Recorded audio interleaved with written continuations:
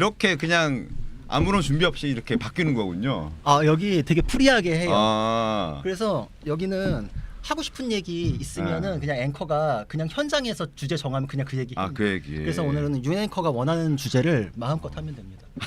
저도 사실 더욱더 부담스럽네요. 아니 그래서 평소부터 저도 윤 앵커의 생각도 궁금했었기 때문에. 저의 생각이요. 네. 그리고 이거 한번. 아니 우리 앞에 광고했어요. 네, 그리고 그러니까 저도 받았기 때문에 한 번 더 한번 같이 얘기해 읽었으면 주십시오. 좋겠다. 이렇게. 안 그래도 이제 사석에서 예. 그 이제 윤일석 대변인 이제 네. 선배랑은 가끔 이제 또 얼굴을 또 보고 하는데 책 썼다 얘기하더라고. 근데 내가 이제 나는 이제 살려 그랬죠.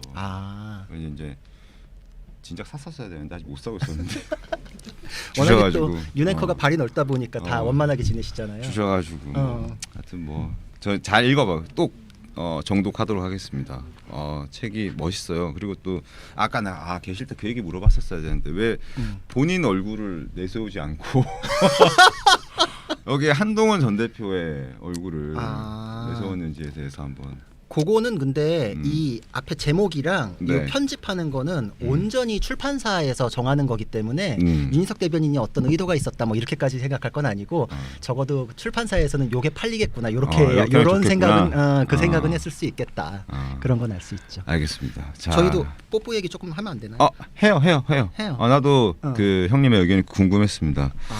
변호사님 의견이 궁금했는데 네. 자. 아니 아까 근데 잠깐만 제작진들한테 물어볼 게 있는데 뭐 이렇게 얘기해 줘야 되는 게 있다고 들었는데 괜찮아요? 뭐 괜찮. 알겠어요. 아니 뭐 슈퍼챗 뭐 이런 얘기 하더라고요. 슈퍼챗? 좋아요가 아니라? 좋아요. 나 큰일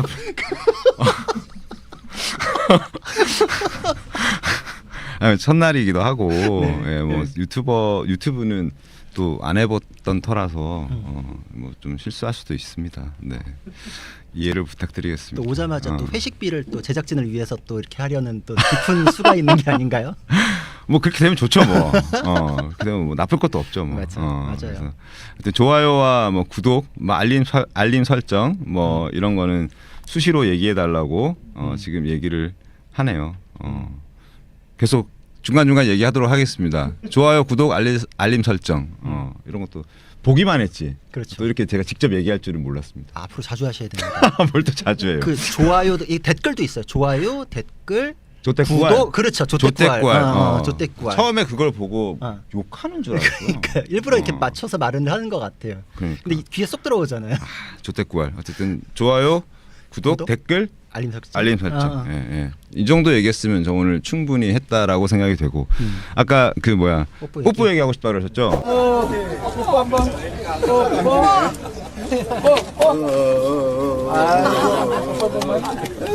잘 웃네. 잘 웃네. 어떻게 생각하세요, 뽀뽀? 저는 이게 민주당 분들이 선거에서 시민을 도구로 이용하는구나. 그리고 이거에 대해서는 오빠 논란 있을 때 똑같은 지적을 했었잖아요. 그렇죠. 게다가 똑같이 또 아이잖아요. 그래서 맞아요. 아이를 선거에 이용하는 거, 그 화면 투샷 한번 잡아보겠다, 뭐 훈훈한 장면 연출해보겠다라는 건 자기 선거에 이용하는 거잖아요. 사람을 도구로 이용하는 행동에 대해서는 저는 굉장히 반감을 갖고 있고, 그렇죠. 예. 국민을 섬기겠다고 나온 자세는 아니잖아요. 근데 그때 논란이 벌어졌잖아요. 근데 그게 얼마 지나지 않았는데 더 어린 아이를 두고서 이런 일이 벌어지는 거에 대해서 이분들이 그런 게 마음속에서 우러나는 사과라는 게 없었구나. 진짜 반성했으면 재발하지 않잖아요. 그래서 뭐 이걸 또 실수다 뭐 이렇게 또 실드 치는 분이 있는데 보통 우리가 실수라 그러는 건 지나가다가 모르고 발 밟는 거 이런 걸 실수라 그러고 그 정도 수준의 실수는 그쵸? 있을 수 있다. 근데 예를 들어서 누가 나를 연속으로 막 2번 3번 발을 밟아. 근데 실수야 그런 걸 어떻게 믿어요? 이 사람 원래 이렇구나. 이런 느낌이 확 드는 거죠. 그리고 친근감의 표시나 이런 것들을 이런 식으로 한다라는 건 기본 소양의 문제거든요. 물론 이제 그 같은 사람이 두 가지 일을 한꺼번에 벌인 건 아니긴 하죠. 그쵸. 물론 이제 하정우 부산의 북가 보궐선거 출마한 하정우 후보가 이제 오빠 논란을 일으켰고 정원우 후보가 또 본인이 직접 얘기한 건 아니지만, 그렇죠. 아니지만 지금 이제 구자룡 변호사께서 말씀은 어쨌든 같은 당 아니냐. 그렇죠. 같은 선거에서의 이슈였고 이미 그 뭐 여러 논란들이 있었고 오빠 논란이 있었는데 그때는 적어도 그래도 지금 초등학교 1학년 그때 100번 양보해서 그렇죠. 초등학교 1학년이었는데 지금은 거의 제가 그 아기의 크기를 봤을 때는 뭐 한 2돌 정도 그렇죠. 그 정도 돼 보이죠. 우리 둘 다 애가 그러니까 또래잖아요. 어리잖아요. 그래서 마음이 너무 그런 게 예를 들어 요새는 아이에 대해서 남의 아이한테는 직접도 말 안 걸거든요. 그 신뢰잖아요. 그럼요. 그 있다 하더라도 혹시 엘리베이터에서 만난다 하더라도 그렇죠. 그냥 애들끼리 만약에 눈인사를 나눈다면 어. 그냥 이제 목례 정도 하고 뭐 그냥 잠깐 어른들끼리 인사 정도 하는 수준이지 그렇다고 해서 애들을 이렇게 만지고 이러죠. 터치하거나 뭐 볼을 터치한다거나 그거는 큰일 나죠. 큰일 서로 나죠. 불편한 상황들이. 그렇죠. 어. 그리고 특히나 우리가 코로나 시기를 겪은 이후에 그 세균이나 이런 위생의 문제에 대해서 다 인식을 하고 있고 특히나 아이에 대해서는 그러면 안 된다는 게 다 기본적으로 이제 상식으로 자리를 잡고 있잖아요. 근데 저기에 그 뽀뽀라는 거는 약간 성적인 그런 것까지도 아동 학대 중에 가장 심각한 게 성적 학대인데 이제 여러 가지로 맞물려 가지고 어떻게 저럴 수 있나. 저 예전에 코로나 시기에 저희 애가 그때 저 정도의 깐난쟁이였는데 때, 어. 유모차 끌고 가는데 어떤 어른이 귀엽네 그러고 손을 이렇게 탁 만지는 거예요. 아하. 너무 놀랬는데 저도 이제 싫은 소리 못 하고 제가 이제 그 사람 간 다음에 물티슈로 애 손을 닦으면서 너무 마음이 아프고 정말 애한테 내가 죄 지은 것 같은 그런 느낌이 들었었거든요. 그게 너무 떠올라가지고 저 부모님이 얼마나 괴로웠을까. 내 애를 자기들끼리 안고서 안 돼요, 안 돼 이렇게 하기가 어려운 상황을. 저 상황에서는 또 이제 부모 입장에서 옆에 분명히 있었겠지만 사람들도 둘러싸고 막 있으니까. 뭐 카메라도 많고 뭐 사람도 너무 많고 하니까 선뜻도 안 된다. 혹은 뭐 이렇게 하지도 못했을 것 같아요. 그러니까요. 그러니까 그게 부모님도 속으로 억장이 무너지지 않았을까. 저는 우리 애 아까 그 얘기했던 그게 지금도 마음에 남아 있거든요. 바로 왜 내가 이게 탁 못 막았을까 이거에 대한 게 남아 있었는데 그 자기 나름의 아까 윤희석 대변인 다이빙 캐치 했어야 돼요. 이게 캐치가 아니라 그 야구에 비유하자면은 이게 지금 글러브로 캐치하는 문제일까 아니면 내가 지금 배트를 들고 가야 되는 문제일까? 배트는 안 돼. 그건 도구는 아닌가? 특수폭행 안 돼. 근데 변호사 하시면서 왜 갑자기 특수폭행 안 돼? 제가 그 사건 관련된 것도 하나 얘기하자면 저 사법연수원 때 변호사 실무하는 분은 실제 변호사님이 와서 연수원에서 강의를 하셨는데 네. 본인이 직장 내 성희롱 사건을 하는데 네. 남자가 여자에 대해서 뭐 터치도 있고 뭐 이런 사건이었대요. 근데 여자분은 우리 남자 교수님 변호사를 선임하고 남자는 여자 변호사를 선임했어. 이제 이게 성을 엇갈리게 해가지고 좀 이 가해행위 이미지를 희석하려고. 근데 여자분이 가해행위에 대해서 친근감의 표시였을 뿐이지 전혀 문제가 되지 않는다. 이렇게 변론을 하니까 저희 변호사님이 변호사님, 저도 변호사님에 대해서 친근감의 표시 좀 해볼까요? 이래가지고 안 돼. 그러니까 상식을 벗어나면 안 되는 거잖아요. 그러니까 이제 그런 것들에 대해서 이거는 어떠한 변명도 할 수 없다. 어떠한 변명도 할 수 없고 이거에 대해서 민주당에서 문제가 됐을 때 민주당에서도 버티다가 사과했던 오빠 논란에 이어서 그럼 같은 당인데 이거에 대해서 뉴스도 안 보시나 여러 가지로 이 경각심의 수위 자체가 굉장히 낮구나라는 거에 대해서는 대단한 실망감을 갖고 있죠. 자, 오세훈 서울시장 후보, 국민의힘 후보가 정원호 민주당 후보의 뽀뽀 논란에 대해서 입장을 냈습니다. 입장이 나왔어요. 뭐 정원호 후보가 뽀뽀 논란 당시 그 이제 본인이 직접 얘기한 건 아니다 손 치더라도 뽀뽀 논란이 벌어졌고 그때 발언이 나왔을 당시에 웃고 있었다라고 지적을 했고 문제 의식이 있었다면 그 뒤에 이제 임세현 전 부대변인이 좀 놀라면서 이제 막으려고 했던 것 얘기하면서 만약에 문제 의식이 있었다면 정원호 후보도 가만히 웃고 있어서 될 일이 아니라 제지했어야 된다.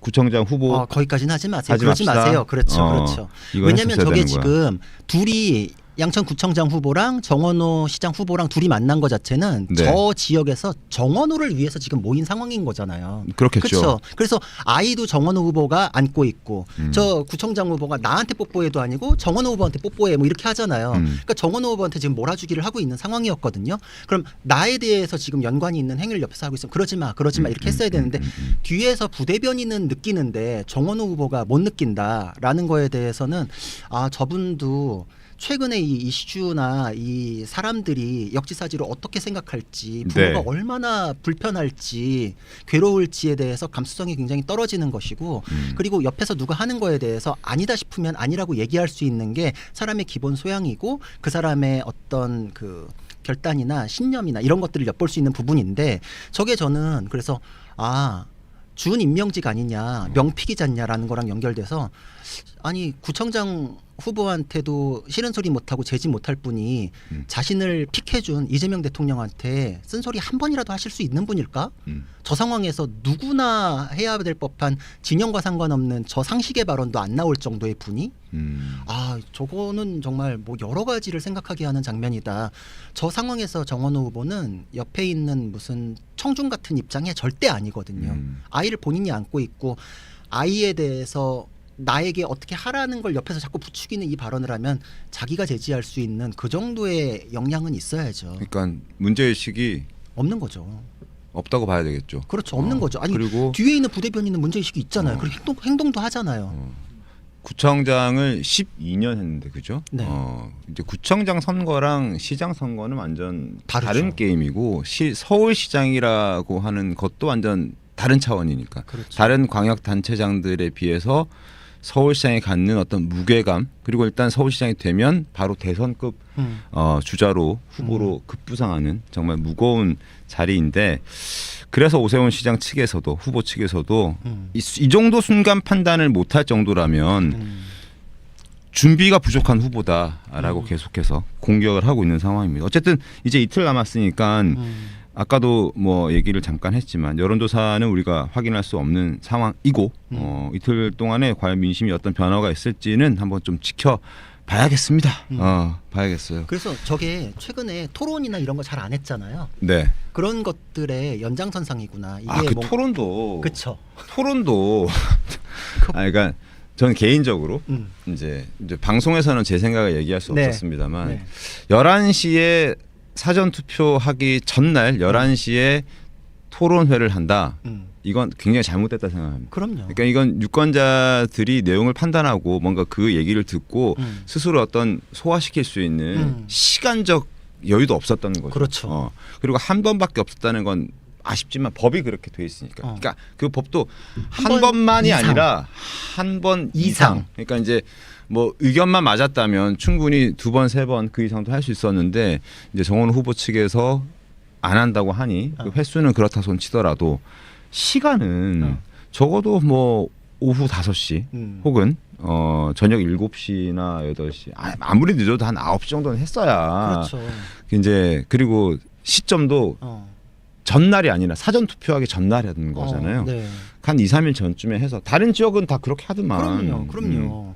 다른 데는 법정 토론회보다 많이 한 데도 있어요. 근데 그렇죠. 그렇죠. 부산시장 후보들만 해도 몇 번 만났으니까. 그렇죠. 그러니까 이제 저건 정성의 문제거든요. 그러니까 내 미천 드러날까봐 꽁꽁 숨기는 거 아니라면 저렇게 하는 거는 이해가 안 되는 거죠. 그리고 저건 국민의 알 권리 차원에서 국민을 위해서 자신의 그런 역량이나 이런 걸 토론해서 보여줘야 되는 거거든요. 네. 근데 부자 몸조심 하듯이 이렇게 한다는 평가가 굉장히 많았잖아요. 그쵸. 그러니까 지지율이 뭐 기울어진 상태에서 시작을 했으니까. 근데 제가 보니까 저렇게 뚜껑 까보고 나니까 부자도 아니었어요. 부자인 척을 했던 거지. 그러니까 이제 그게 들통날까봐 그런 건데 제가 비유적으로 얘기하면 물건 살 때도 우리 뭐 스펙도 보고 검증도 하고 뭐 이래가면서 거래자랑도 잘 이렇게 알아보고 사야지. 대충 사면은 택배 열었는데 안에 벽돌 들어 있고 막 이런 경우도 있어요. 사기당해요. 안타깝습니다. 그러니까 잘 알아봐야 되거든요. 안타까워. 우리 지금 정말 그 구매 클릭하고 중고거래 클릭할 때 그때만큼의 정보도 지금 제공받지 못한 거 아닐까? 이런 생각을 해요 저는.